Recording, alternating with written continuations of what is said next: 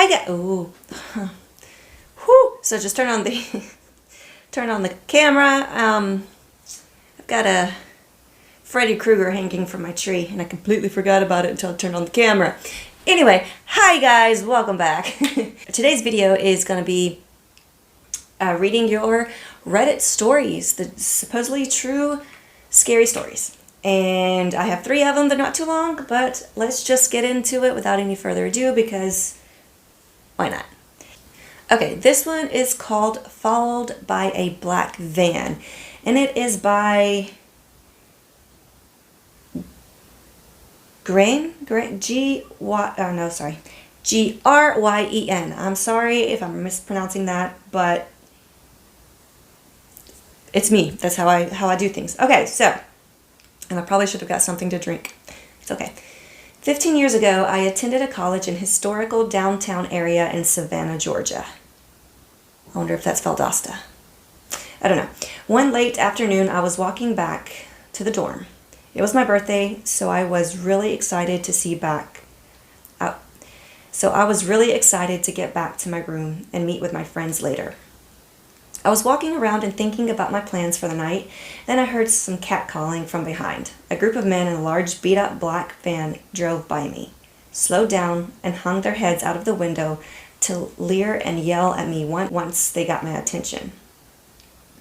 I was more pissed off than scared, mostly since it was broad daylight with lots of other cars and people present. I just tried not to avert my eyes from them and glared back to let them know I wasn't frightened. They laughed and sped up, turned a quick right to the cross street in front of me, and drove off. A minute or two goes by, and the van comes back from the same side of the street and slowed down beside me. That took me off guard. What in the hell are they going to do? It was 3 p.m., cars and people, and even a few police cars present as well. I tried to ignore them, but I was getting more flustered and anxious. One of the guys leaned their head out and spat on the ground next to me and then drove off again, turning down the street in front of me again. I realized they were just circling around the square so that they could turn around and drive next to me again. I was getting really close to my dorm, and I started speeding up the pace. Once more, they drove next to me again, but instead of slowing down, they kept going. And then they stopped a couple 100 feet and parked on the side. Now, I got worried. I kept telling myself they weren't going to do anything with the people and police and cars around. I figured it wasn't worth it. Whatever it was they were trying to do, I ducked down another street near a convention center. When I did, the van abruptly left and drove off again. I went through the convention, waited a couple of minutes, exited, and turned down the sidewalk that led to the main street. I didn't see them, so I figured I'd beeline across the small walkway with stairs going down to the lower path that led dorm to the other side. So, home stretch. As I crossed the street, I saw the van with all the doors open and no one inside. I tried not to stop, afraid the guys might be hiding behind it, and just made for the walkway. One of the guys popped out and said, "Hey, I gotta talk to you. How was your trip from Mississippi? We tried calling you, but you wouldn't answer." I was in panic mode and just booked it past him, and luckily saw a group of other college students coming up the walkway. I waved them down like they were all my friends. The dude immediately went back into the van and drove off. The students asked if I was okay and what that guy was up to, and if he was selling drugs or something. Coming to the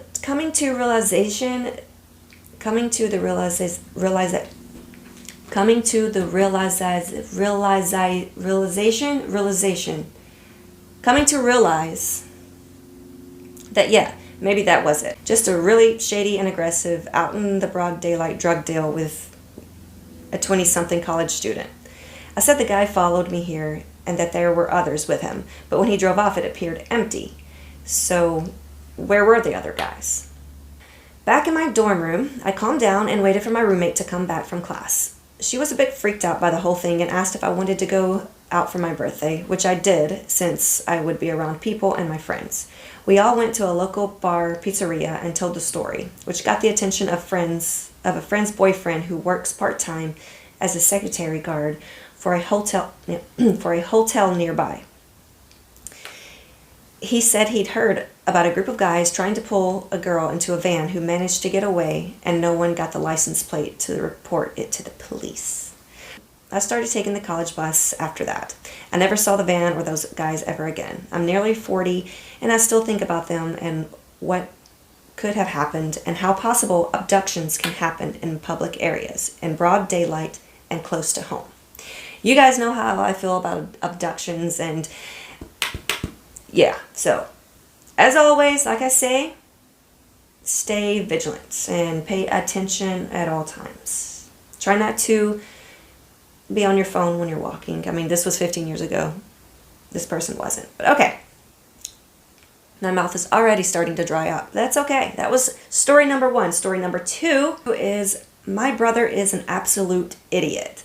And this is by Look at the Force, because it's capitalized F-O-R-C-E. Okay, this one isn't too long, and let's get it started. I really never thought I would even tell this story, but it's one of those stories that makes me think to this day, even though it didn't happen to me exactly. The story happened to my brother, actually. For context, this story was told to me by my little brother a few years after this event took place. Actually, he was the only one that told me the story. Also, my brother is very intelligent, but with it, he is also pretty dumb. Hence the title. My brother was hanging out with his friend having a sleepover. Now, sometimes my brother and his friends would go out into the woods to explore. A few hours ago, it had been raining. That is important. So while my brother and his friends were exploring the woods, they ended up coming across footsteps in the mud that appeared to come from a man due to the size of the footsteps. They decided to check it out and continued following the trail. A few minutes had passed and they were still following the footsteps. However, at this point, they were starting to get tired, so they decided to give up on following the footsteps and return back to the house to sleep. So my brother put that out of his mind. A few weeks had passed since that event in the woods. He was at home when he got a message from his friend. In the message, my brother's friend told him how there was a man found in the woods they were exploring that night. And it also turned out the man had killed his family in one of the townships and went to hide in another township. My brother told me this story as a 15-year-old and when I was only 17. It still makes me think, even though it had been a year since he told me this, he has not brought it up to our parents. I was the only one he told. I still think about this story and it scares me. I always start to think, what would happen if my brother and his friend kept following those footsteps? And it sends chills down my spine whenever I think of it. It's a close call, I will say that. Wasn't like too in depth on the creepiness, but if they would have, like he said, continued to follow the footprints in the mud, what would have happened? Would he came up on something bad, or maybe solved the crime a little bit sooner, called the police? I'm not sure, but that one, it wasn't really scary, but it was different. It was interesting, and I'm glad that the poster and the brother, nothing happened to them. That's always good too. This one is a little bit longer, so I'm going to be right back. I need something to drink. How you doing out there, Mr. Freddy Krueger?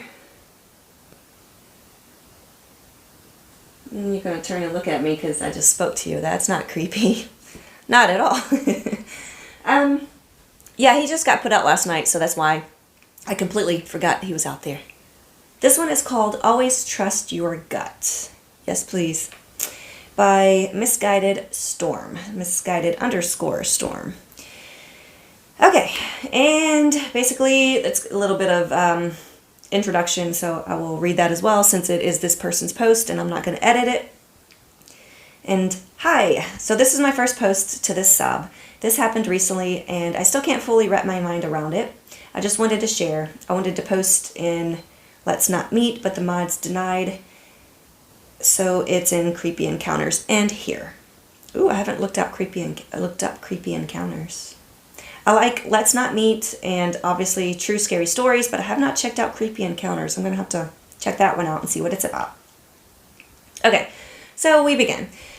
For context, I'm a college student and I live in the city alone. I'm particularly close to the U.S.-Mexico border, so human trafficking is unfortunately common here and something I'm very aware of.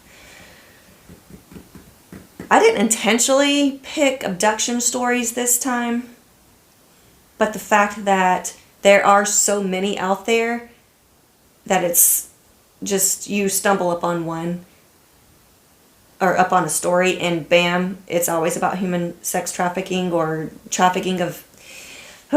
Anyway, okay, last week I decided to make cinnamon rolls. I realized I didn't have any frosting, but it was still 7 something in the evening and kind of light outside, so I didn't feel nervous about running to the store to grab some. I was wearing a t-shirt, baggy sweats, and Crocs. This will be very important later, okay? For anyone that doesn't know, there's essentially 2 ways to wear Crocs. I don't have them, but one is with the strap on top of your foot, which is more casual, and 2 with the strap behind your heel, which is more secure. It's called, I guess, 4-wheel drive when you put that strap on your heel because it's more secure. I saw that on TikTok. Freddy Krueger, you caught me out of the corner of my eye. Stay calm, stop blowing. Your legs are a little flimsy. It's okay. Anyway. And it says, I always wear them with a strap on top of my foot because I lost my place again. They're just barely too tight the other way, which makes it uncomfortable. As I was walking down the stairs to the parking garage in my building, I had this thought in my head. You should flip the strap down on your shoes just in case you need to run. I immediately thought that was weird. Because, like I said, I never wear them like that, and why the hell would I need to run? I argued with myself mentally for a minute. I do that often. But as I got to my car, I decided to flip it anyway. I think I can be friends with this person. She has conversations in her head, full on with herself. Anyway, in the store's parking garage, there are 3 ways to get into the store. A sliding door with a ramp escalator, usually locked by 6 or 7, and 2, an elevator, or 3, exit the garage, walk around the block, and enter the front door. I usually go up the ramp, but since it was locked, I parked near the elevator. I also parked with a few of those big cement poles on my left so no one could park on that side of me and pull me into the car or something. I walked over to the elevator, pushed the button, and all the hairs on my back of the neck stood up. The elevator is really slow, so I had a second to process this and try to figure out why I suddenly felt so panicked. As I was trying to convince myself that I was crazy and there's nothing wrong, I looked to my right and saw a car driving up kind of fast. There were dents and paint chips all over it, and the front headlight was smashed. The panic feeling was screaming at me at this point. And right before they stopped behind me, my gut told me I needed to run. I'm decently athletic, but I am not a runner. I don't know what gave me the power to run as fast as I did, but I ran all the way out of the garage and around the block to the front of the store. I could hear the tires screeching through the garage, but I didn't stop or turn around. I was shaking like a leaf by the time I got in, but didn't want to go to the car because whoever that was could obviously just follow me home. I saw them fly past the front of the store and finally felt safe. I assumed they were gone. I walked a few laps through the aisles trying to collect myself, grabbed the frosting, and checked out. The entire time I was in the store, I kept trying to logically explain what just happened. Maybe the guy in the passenger side was injured and that's why they were coming so close to the elevator. Maybe they needed to ask me a question. Maybe they think I'm absolutely psychotic for breaking into a sprint in the middle of the parking garage. But why did I hear tires screeching? I started walking towards the elevators to go back to the garage, telling myself I'm insane for being so scared. The panicked feeling came back in my stomach even stronger to the point that I felt nauseous. I worked up the courage to ask a security guard to walk me to my car. I'm really a shy person, so asking a stranger for help isn't something I'm likely to do. I'm telling you, we need to be friends. Okay, he agreed and was really nice and helpful. We went down to the elevator together and made small talk. He could tell I was scared and told me if I ever need anything, what days he's working and who works the days that he's not. As we stepped out of the elevator, the car from earlier was now parked diagonally in front of me, blocking me in. When they saw the security guard, they took off, and I haven't seen that car since. I don't know why they were waiting for me, and part of me is still trying to come up with some sort of justification as to why they did that. But all I know is whatever told me to fix my shoes in case I needed to run was right. And I'm never going back to that store again. Always trust your gut. It's really weird how you get that, I guess, that sixth sense of your gut feeling, basically, and the hair standing on your neck, knowing that something's going to happen. So I wonder if that's like your, as some people call it, your spirit guide. I call it my angel, guardian angel. I don't know. What do you guys think it is? How people can kind of feel that something bad's going to happen, so they try to react to it. And basically your gut feeling. What is your gut feeling? Okay, I kind of want one that's kind of scary. I keep seeing Freddy Krueger in my eye every time I look at the screen. Okay, I'm not sure what this one is, but it sounds like it could potentially be scary. So let's try it. It is called My Little Sister's Laugh. Posted by Michael in the Bathroom. And I love the way he uses numbers in his name. That's pretty cool. Okay, anyway. Okay, so this is the story that I have been denying to myself for a long time, but I just can't anymore. It's still so vivid in my mind, and I know it was real, and that terrifies me to this day. Okay, I'm not very good with timelines, but I want to say that this was 3 or 4 years ago. My parents have gotten divorced within the last 2 years, and I moved away with my mom. But when this happened, I was still living at my dad's. My oldest sister had just moved out, and my mom had already left my dad. So it was just me, 14 years old, my dad, my little sister, 8 years old, and my little brother, 4 years old. We lived in a really old 2-story house, and it may have been old, but it was a really, really good shape. The only thing that really let you know how old it was the creakiness of the floors and the old-fashioned lock on our entry door that didn't work anymore.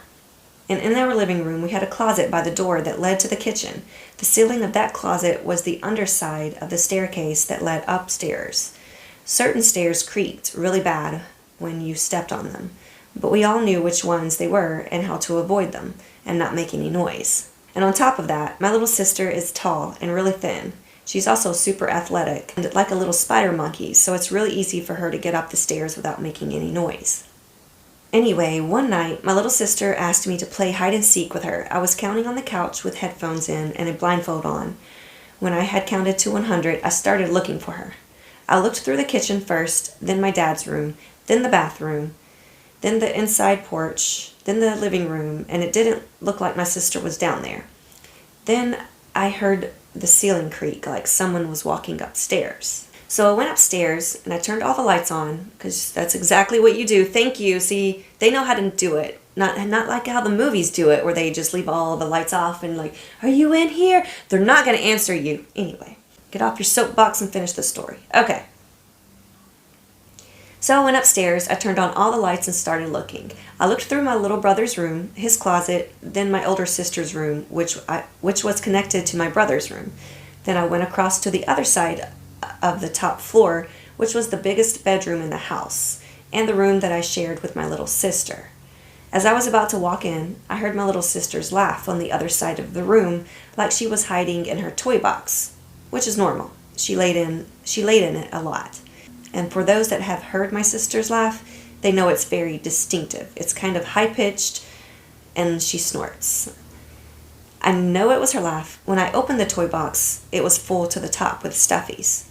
I went back downstairs and yelled that I gave up. My little sister walked out.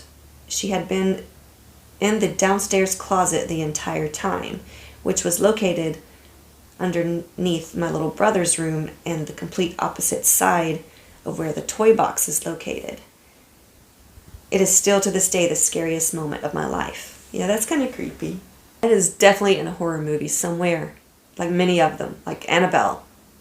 There's horror stories that start like that. But you turned on a light, so go you. It's nothing like they do in the movies. But that one was kind of creepy, not too much. It is daylight. I am by myself, so I don't want to completely freak myself out. But that, again, is just reading stories, your Reddit stories. Taking a little break with you guys, having fun. Hope you guys enjoy them. And obviously they are not my stories. They are these posters' stories, these creators' stories. So I do give the names of the posters here, or the Redditors here, so that they can get credit. But I'm going to have to sit here a little bit longer because my leg is asleep, and if I stand up I will fall, and it hurts, tingles right now. Okay, so that is the end of this video. I hope you guys enjoyed the stories. I know that I enjoy reading them. So thank you guys all for posting them. If you see this and I used one of your stories, that's because I like them. If you don't like that I posted them, just let me know and I will take down the videos. Other people enjoy them as well, and I just want to share the stories if they don't get on Reddit for some reason, or maybe I saw it and they didn't. Anyway, I'm rambling, so I'm going to go. I love you guys. I'll see you next time.